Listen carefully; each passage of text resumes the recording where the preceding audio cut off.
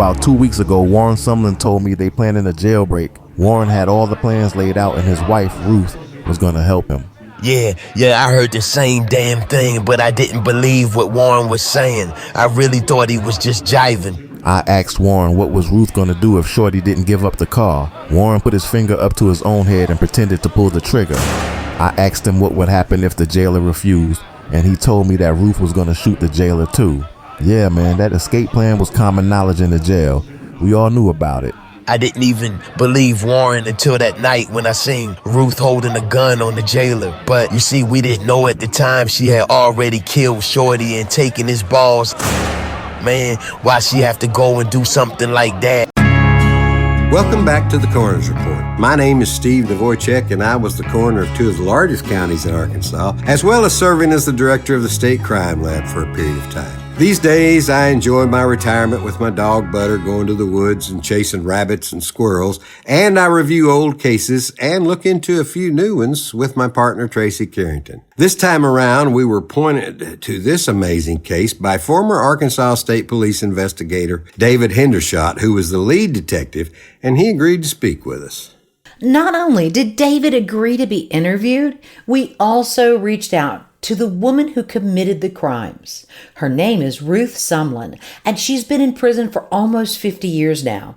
You'll hear her voice in this podcast, but also you'll hear her words from 50 years ago, voiced by an actress. We were working on the Maybelline story when retired state trooper David Hendershott told us this wild story, and we knew we had to tell it in podcast form. I was the lead investigator in it. I was the CID investigator over Columbia, Lafayette, and Union counties down there. That is one of the most oddball cases I've ever been involved in. I left the house, didn't come back for 3 days. The good girl in our story is Della Ruth Brewer Sumlin.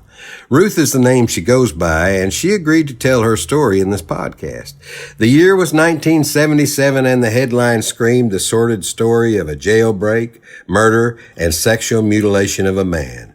Reporters rushed to file their stories. An armed woman walked into the Columbia County Jail at about 10 p.m. Thursday, forced the jailer to open 5 cells, and released 5 prisoners. 1 man was sexually mutilated and killed. 2 people were wounded, and 2 cars were commandeered before 4 of the 5 escapees and the wife of one of them were arrested.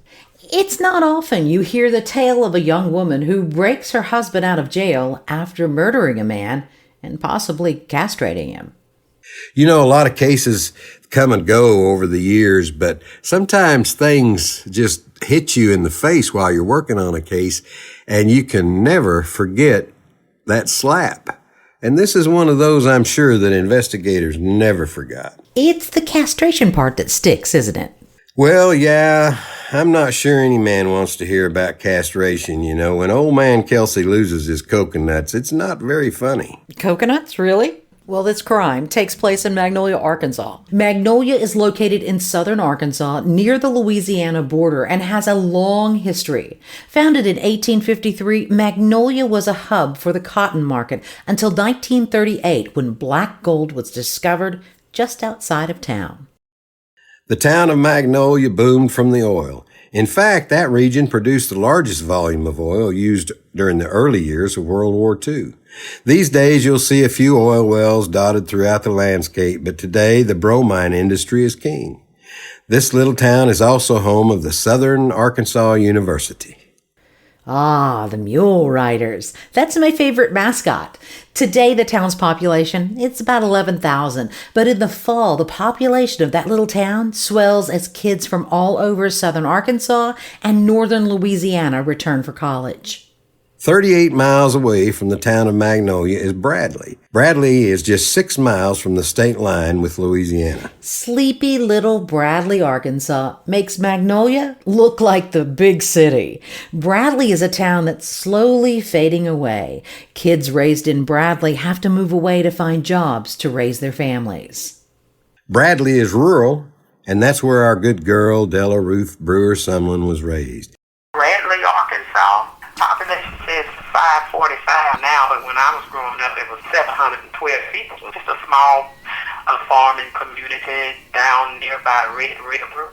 We lived a couple of miles from the Red River. I just didn't know we were that close to it because I didn't go anywhere. Ruth Sumlin was born there into a family of 14, 9 brothers and 2 sisters, and her mother and father. By all accounts, she was a good student, a good girl. Her mother and father worked hard to make some sort of living and to feed their children.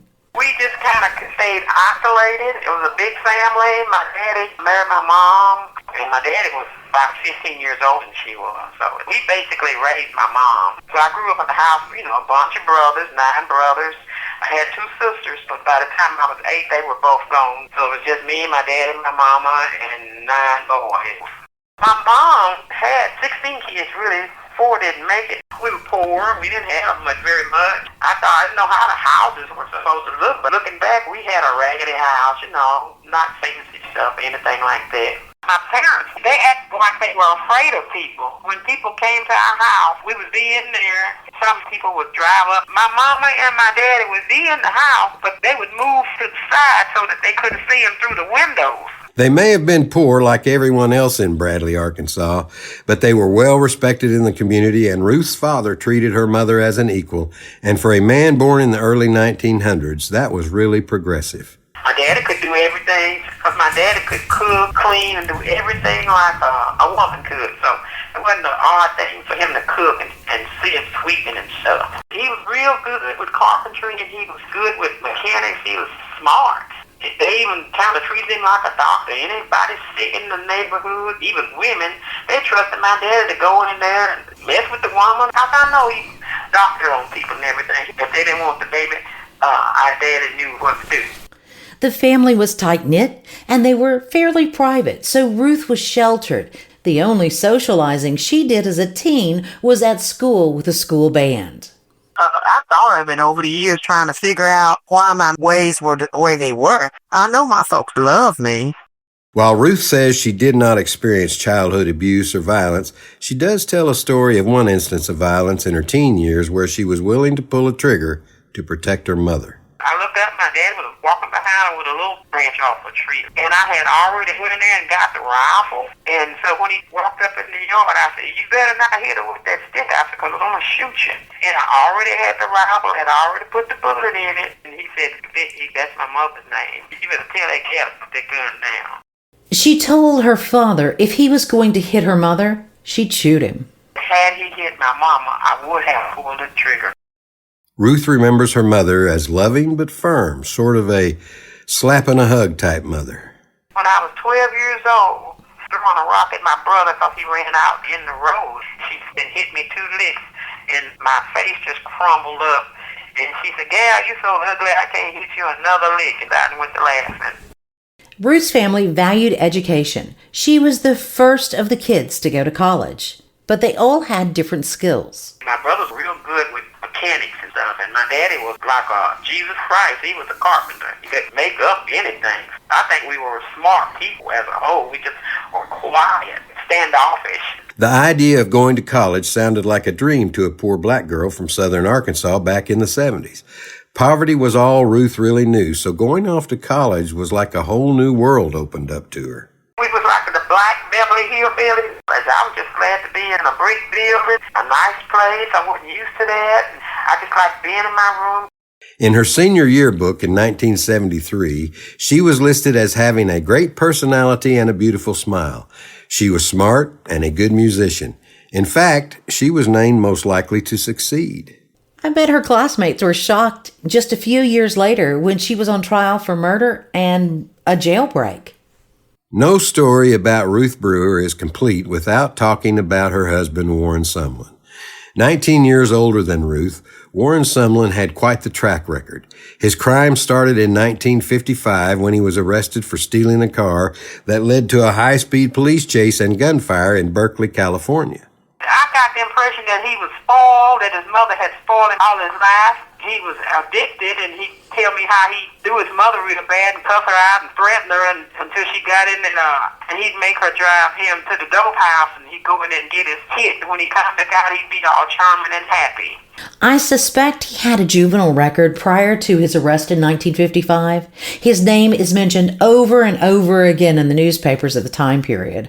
Finally, in 1958, he's sentenced to 5 years to life in state prison for the assault of a 26-year-old mother of 3. Sumlin confessed he used a gun to kidnap the woman as she was leaving church and took her out of town to assault her. By the mid-60s, Warren Sumlin was out of prison and back to crime. I had to chuckle over this 1965 newspaper report. Sometimes violent, sometimes quiet, artful, and rather slick. The police here in Berkeley, California have identified the Jekyll and Hyde bandit. Police say 28-year-old Warren Sumlin is responsible for a series of crimes after 10 holdup victims identified him in a lineup as the Dr. Jekyll and Mr. Hyde bandit who recently took more than $3,300 and shot 3 people. Sumlin is accused of a series of robberies of liquor stores, pharmacies, and service stations between August the 9th and last Thursday. Charged with assault with a deadly weapon and robbery to assault with intent to commit murder. Always the ladies' man, Sumlin was found hiding in his girlfriend's closet in Oakland, California. He had been paroled for just a year.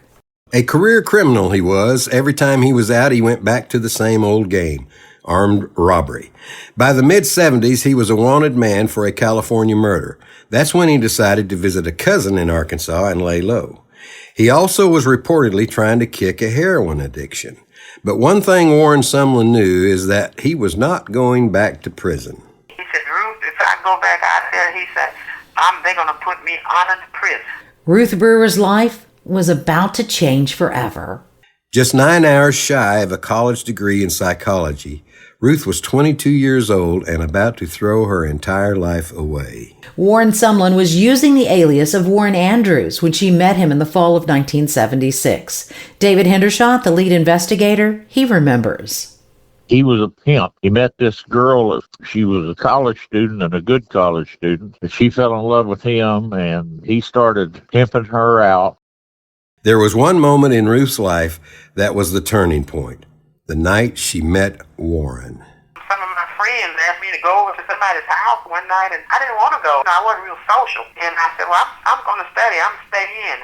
I waited, and I went on about my business. And in a couple of hours, they sent somebody to get me. That led to me meeting my future crime partner and husband, and I wished only I just had a refuse. But that was that people-pleasing thing in me. I don't know. I could have told the dude to come to pick me up. I could have said, well, just go on back. I'm not going. Well, they want you to come. And I went, and it wouldn't have never happened if I had never met him. Now, you might be thinking, how could a college girl hook up with a dumb criminal?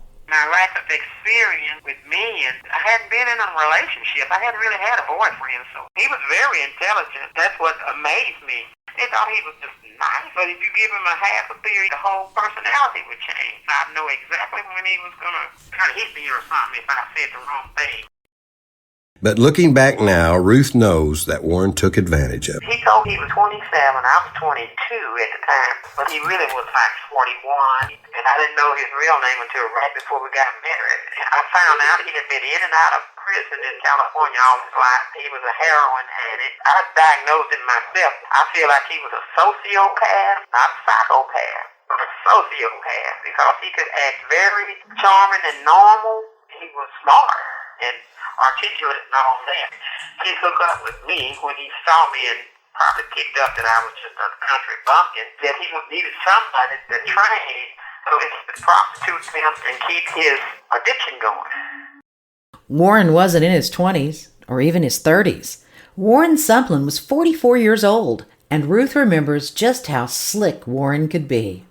He didn't much care for women. The way he did it was all subtle. He would just talk to me and tell me about the freaks in California. He liked telling all about the pimps and the hoes. He told me about the prostitutes and what they did. He never told me directly, Ruth, I wanted you to do that. That's how naive I was. I didn't figure out until later that he would tell them to come by the house. And it was another dude came over the house one day in the middle of the day and came there and sit down and was talking to me, and I was just talking to him, and all of a sudden he pulled his personals out. And I didn't know what to do. So I went, and I got that little knife I had, and I said, I'll cut you. You better get out of here, And he looked like he was caught off guard. And he left, though, but he showed me his equipment.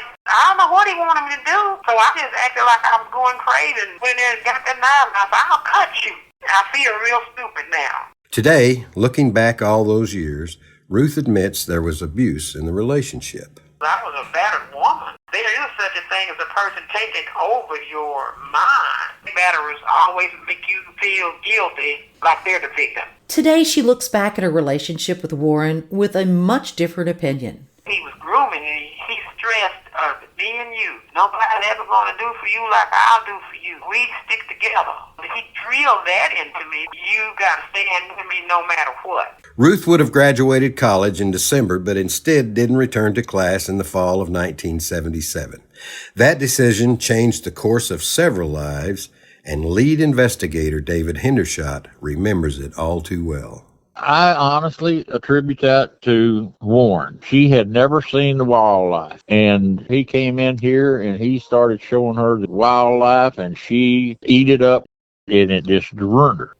By August of 1977, the lawman came looking for Warren, and he was arrested on a warrant for murder out of California and sent to the Columbia County Jail to await extradition back to California to face those charges. Warren Sumlin came in and he was a badass from California, running from the law. He came to Magnolia, Arkansas. He had warrants on him out of California for murder, and they were holding him in the jail in Columbia County. Now, you have to understand the Columbia County Jail was in Magnolia and was a typical small-town jail at the time. Maybe it was a step up from the Mayberry jail that Andy and Barney hung out in, but it was not a big step up. Security was lax, to say the least. Ruth married Warren while he was in jail, waiting extradition back to California.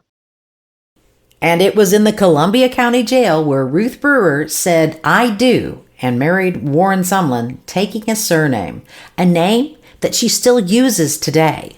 She had only known him for 10 months. He was in jail for quite some time, waiting on being extradited back to California. During that time, Ruth was out prostituting to get money to buy him cigarettes and keep him in snacks and stuff like that. She had this regular John that she saw all the time that was in love with her, another black man older than she was. He was her preferred John, and anytime he had extra money, he called Ruth. Tim Rainwater, in his statement to police, talked about the Sumlins. Tim was one of the jailers at the Columbia County Jail on the night of the jailbreak. I first went to work there a few months before the jailbreak. I became acquainted with Ruth Sumlin in the last part of August 1977. She was Ruth Brewer then, and she came to the jail to see her boyfriend Warren. She brought some food for Warren. I delivered the food to Warren. She didn't see him then. Sometime around the second week of September, Ruth came to the jail while I was on duty. I believe it was at night, and I was the only one on duty. Ruth asked me if there was any chance of getting to see Warren. I agreed to let her go upstairs for 5 or 10 minutes. She could have no physical contact with Warren since they were separated by a solid door and could only talk to each other through a small window. I left her upstairs and came back 5 or 10 minutes later and told her time was up and it was time to leave. A week later, I was on duty again at night, and Ruth came in and gave a sack of something and if I would take it to Warren. I saw inside the sack there was a small bottle of vodka and 2 cans of beer. I told her I'd take the liquor up there just this one time. I thought this would get rid of her. I put the sack on the dumbwaiter and sent it upstairs. I assume Warren got it. You know, contraband in jails is nothing new. It was going on way back then, and it still goes on today. It's very difficult to keep items out of the jail that somebody wants to get in there so bad, especially if you have a guard or a corrections officer that looks the other way and winks and nods. And sometimes they even are part of the scheme because they make such little money. It's easy for them to be picked off by a smart inmate. So you could just get about anything back then when you were in jail. Well, everything but your freedom. Yeah, I'm guessing that's the hard part of doing time. But Warren sure had control over Ruth, according to lead detective David Hendershott. She was going out and doing this and spending all the money she made, buy him cigarettes and buy him all this kind of stuff. She wasn't afraid of him. He was in jail. He couldn't do nothing. She would have killed a dozen people for him. 10 days before the jailbreak, Ruth bought a gun from Olive Sporting Goods in Magnolia. 4 days after that, and just 6 days before he was murdered, Shorty Cooper also purchased a gun from Olive's sporting goods store in Magnolia. Both of these guns play a big part in this story. Every day he'd have me up there and he'd tell me what to do to get you a gun. I remember I paid $19.99 for a gun. I hadn't ever fired a gun, but I went down the road one day and fired it. By October, Ruth was going to the jail every night asking to see Warren. Many times, Tim Rainwater was the jailer. By October, she started coming by almost every night asking to see Warren. I'd made up my mind not to do anything else for her. After I refused a couple of times, she started offering me $20 or $30 to let her see him. She mentioned that the other jailer, Jimmy Payne, let her see Warren, but she never said if she gave Jimmy money. A couple of other prisoners, Ideal Burton and Ricky Brown, said that Payne had let Ruth come up. Throughout most of October and November, Ruth came to the jail wanting to see Warren, but I never gave her any more special privileges. She just brought him food and I delivered it. The other jailer, Jimmy Payne, would later testify that he allowed Ruth to go upstairs to a walkway just outside the men's cell, and admitted that Ruth would bring Warren liquor and he would deliver it to the inmate. I got a vague remembrance of Jimmy Payne. He didn't care what I did. He just didn't want me to do it when he was there. One female inmate told police she was always hearing Warren and Ruth outside the jail. Sometimes they fought with each other, yelling and screaming and cursing. He would have me to come to the jail every day and stand out there for hours while he talked to me and plotted and spoke in codes what he wants me to do and all that stuff. Troy Briggs, a fellow inmate and one of the escapees, told police after he was recaptured that Ruth kept coming outside the jail windows and talking to Warren day and night. Briggs told police the couple seemed to be talking in code, but he heard Warren talking to Ruth about making some money selling her body. They didn't have a policeman up there. No, they had a boy that was about 18 years old. He stayed at the front desk. He had the keys to the cells. And the police only came by there every 2 hours. They would drive by. So he knew that routine. He said they come at 10 o'clock. Ruth told friends she was tired of Sumlin worrying her. He was always cussing her out. Every day when I come home, I never know what was going to be. If he would drink half a can of beer, that he would go into another personality. That willingness to take somebody's life obviously was already there, because I really, really meant to take his if I had a chance. I was going to hit him in the head while he was laying in the bed. It didn't occur to me, you can't do that, you go to jail. I didn't even think about that part. There may have been some jealousy on Warren's part. Donald Biddle was incarcerated with Warren in the county jail, and he told police not only did he know that Ruth was sleeping with Shorty Cooper, Warren knew it too, and he wasn't happy about it. Warren definitely thought Ruth was sleeping with Shorty. He had accused me of messing around with this older man, which the man he'd always drive by and say, you want to ride? When he'd see us walking or something, he'd stop and he'd like to get us in the car and ride us around. I wasn't catching up on all that, but I know now. He just liked the idea of having some young girls in his car. Love and money, that's the motive for a whole lot of murders. Every time Warren was in jail up there, every time they'd bring in a new prisoner, he would ask them, have you heard about Ruth Sumlin, what she's up to and all this? And they all would say the same thing, that she's seeing this John, except they thought they had an affair going and all this kind of stuff. When she'd come to visit him in the jail, Warren got really upset at her and cussed her out and threatened to kill her and all this kind of stuff. And all of the prisoners in the jail heard him had several severe conversations of him accusing her of having an affair with this man. Warren Sumlin knew his way around a jail or two, and Warren wasn't going to be stuck behind bars for long. That's when he started working on a plan to escape. In the meantime, Warren was hatching out an escape plan with 2 other men that were in jail with them. They all got together and they got an escape plan out where they was going to have Ruth steal a car and get a gun and come up to the jailhouse there, take the jailer hostage on the weekend. He'd be the only one there, and break everybody out of jail. Warren knew he would need help escaping, and he also knew he could count on Ruth, but they would need a getaway car, and as luck would have it, Warren remembered Shorty Cooper at a 1967 dark green 4-door Pontiac Bonneville with a white top. You need to get a car. And I thought, Where'd you get a car from? He said, you get from that lame. That was his term, L-A-M-E, called other men lame. It didn't take long for everyone in the jail to know that an escape was being planned. Well, everyone except the jailers. Thurman Moore, trustee at the jail, knew all about that plan. About 2 weeks ago, Warren Sumlin told me they were going to break out of jail. Warren said his wife, Ruth, was going to fool around with Shorty Cooper to get Cooper's car for the jailbreak. Ruth was supposed to get Shorty drunk and then drop him off somewhere. I asked him what Ruth would do if Cooper didn't give her his car. That's when Warren put his finger up to his head and pretended to pull the trigger. Then she was going to take the jailer at gunpoint and unlock the doors on all the cells. Warren also said if the jailer didn't cooperate, Ruth was going to shoot him too. The escape plan was common knowledge in the jail. Jackie Moore was also incarcerated and would be one of the 5 men who escaped that night.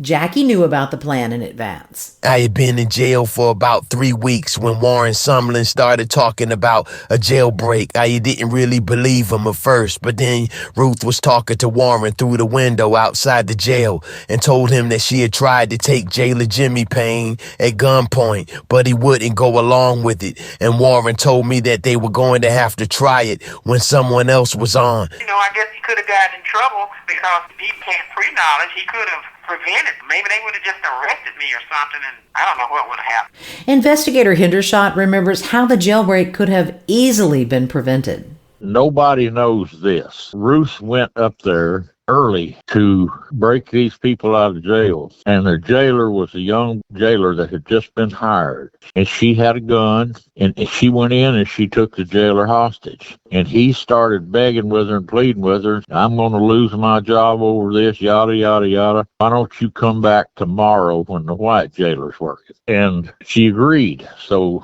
he showed her how to unlock the doors and everything just in case she had to kill the jailer. That's not in that file. We aren't talking about a big city in 2025. We're talking about a small county jail in 1977 where things were just a lot damn different. A few nights before, 2 women from Louisiana were at the jail visiting with jailer Jimmy Payne while he was on duty. Mary Jean Logan and Rena Gilbert both gave statements to what they saw. They arrived at the jail between 8 p.m. and 9 p.m. and they saw Ruth walking to the back of the jail to talk to Warren through a jail window. Ruth had brought some vodka, and Warren had thrown down a rope he had made. Ruth tied the bottle to the rope with a stocking. One of the women inside went to talk to the jailer. The other woman stayed outside and heard Warren screaming to Ruth to do it now. The women inside the jail speaking to the jailer said that's when Ruth came inside the building and had kept her hand in her purse all the time she was in there, and it just seemed strange to her. That's when Ruth allegedly told the woman to leave because she wanted to talk to the jailer alone. A short time later, Ruth came running out of the building crying and went to the window where she could talk to her husband. The women testified later at trial that they went back into the building and jailer Jimmy Payne, he was laughing and said that the dizzy broad tried to get him to let Warren out.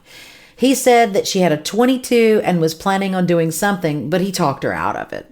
Ruth Sumlin gave a statement to the police about what happened that night in the jail following her arrest. She admitted that 2 months prior, Warren had started talking about breaking out of the jail. Saturday before the jailbreak, she said she went into the jail and spoke to Jimmy Payne. She said she had the pistol in her purse and showed it to the jailer, telling him to get the keys and let her husband out of jail. According to Ruth, Jimmy Payne told her, don't fool with me. If you really want to do something, wait until the white jailer comes on because he's a jellyfish. Of course, Jimmy Payne told a little bit different of a story to the police.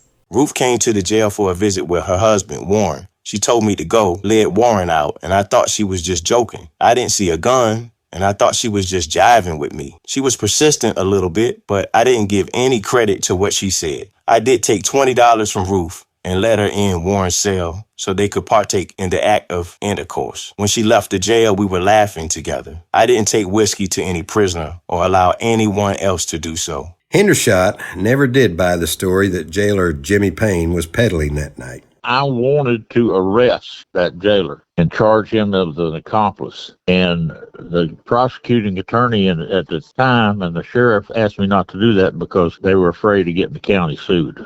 When the Saturday night jailbreak didn't happen, Ruth devised another plan. She planned on busting Warren and the rest of the prisoners out the next Thursday, which happened to be Thanksgiving 1977. Ruth decides that she's got to get this done now. It's got to get done the next day for sure. And she's been accused of being in love with this guy. But first, she had to find a way to get rid of J.Y. Shorty Cooper. This concludes the first part of this episode of the Coroner's Report, Ruth Sumlin for the Love of a Good Woman. If you like our content, please remember to like and subscribe. And if you have any questions or comments, reach out to us on our website at coronersreport.net or on any social media platform at The Coroner's Report. Special thanks goes to Ruth Sumlin and David Hendershott for speaking to us about what they remember from this time. Copyright 2025 Aussie Grove Media Group, LLC.